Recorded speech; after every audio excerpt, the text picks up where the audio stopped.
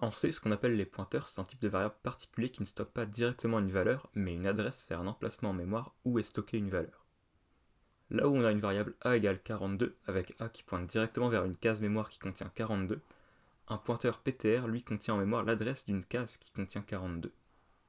Pour accéder à la valeur 42 stockée dans cette case, il faut faire ce qu'on appelle déréférencer le pointeur. Pour ça, on utilise étoile ptr. On appelle l'opération déréférencement parce que la référence d'une case mémoire, c'est son adresse. La syntaxe n'est pas évidente et elle pose souvent problème, alors voilà comment vous pouvez voir ça. Int étoile pointeur, on a une variable de type int dont le nom est étoile pointeur.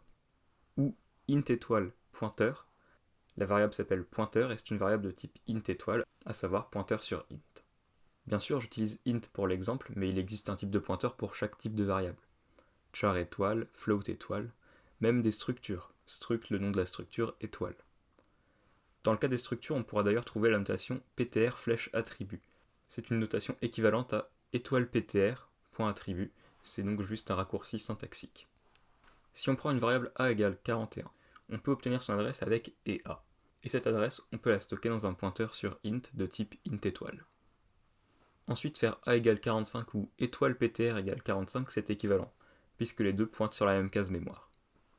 Maintenant que c'est clair syntaxiquement, les pointeurs sont bien utiles avec la fonction malloc. Quand on déclare une variable simple, elle est stockée dans une zone mémoire qu'on appelle la pile, stack en anglais. Cette zone est restreinte à un bloc de code. Par exemple, si on définit une variable a dans une fonction, à la sortie de la fonction, la pile sera vidée, ce qui supprimera a. Malloc est une fonction qui permet de créer une variable, autrement dit d'allouer un espace mémoire d'un certain nombre d'octets, dans une autre zone mémoire, le tas, heap en anglais. Une variable allouée dans le tas continue d'exister lorsqu'on sort d'un bloc de code.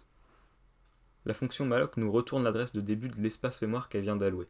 C'est une adresse, donc on la stocke dans un pointeur. Quand on code ça, on utilise un cast, c'est-à-dire une conversion parce que malloc renvoie simplement une adresse. Et nous, on veut utiliser l'adresse dans le cas d'un pointeur sur un type précis. Pour connaître le nombre d'octets que prend un type de variable en mémoire, on utilise la fonction sizeof de nom du type. C'est donc commun de voir écrit int étoile ptr est égal à malloc de sizeof de int. D'ailleurs, int a égale 41 est équivalent à int étoile a égale à malloc de sizeof de int, puis étoile a égale 42, donc on déréférence le pointeur pour aller mettre 42 dans la case sur laquelle il pointe. Malloc permet d'allouer un nombre quelconque d'octets. On peut donc l'utiliser pour créer des tableaux de taille dynamique.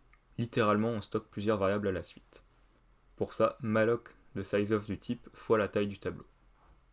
Tab fait référence à l'adresse du début de la zone allouée par malloc, donc l'adresse de début du tableau, soit son premier élément à l'index 0. Tab plus 1 fait référence à l'adresse de début plus la taille du type, soit le deuxième élément du tableau à l'index 1. On peut utiliser étoile de tab plus i, donc le déréférencement de tab plus i, pour accéder à la variable dans la case i. Tab de i, c'est une notation équivalente à étoile de tab plus i.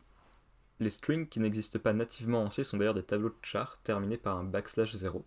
La valeur 0, donc pas le caractère 0. C'est pour ça qu'on utilise des chars étoiles pour les chaînes de caractères. Malloc va de pair avec free. La zone que malloc alloue et réserve en mémoire, free la libère. L'utilisation de free est toute simple, free avec une adresse. Tant qu'on ne libère pas une zone avec free, elle est réservée jusqu'à la fin du programme, donc inutilisable pour stocker d'autres variables. C'est pour ça qu'il ne faut jamais perdre un pointeur. Sans l'adresse de la zone, il nous est impossible de la libérer pendant l'exécution du programme. C'est ce qu'on appelle une fuite de mémoire.